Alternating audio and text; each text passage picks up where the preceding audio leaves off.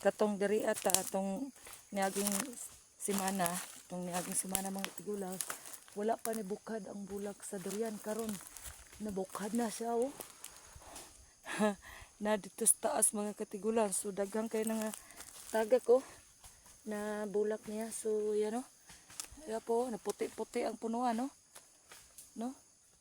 So nagbukad na gyud ang yang bulak, so daghang kayo ang bulak nga namukad oh.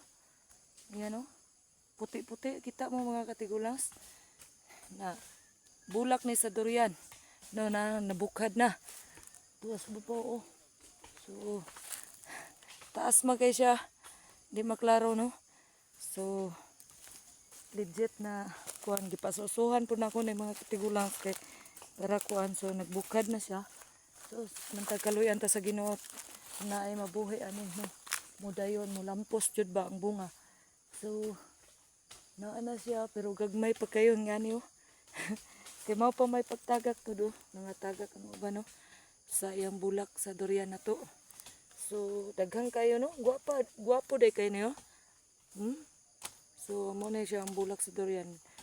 Humot day siya mga katigulang no. So nagputi no, palibot. So mo na ang yang bulak nga tagak. So ubay-ubay sa bulak. Nagandaghan jud sa bulak paingon sa tumoy mga katigulas. So I hope mo lampos ni kaluyan ta sa Ginoo. Ayan, thank you for watching. Bye bye. God bless you all.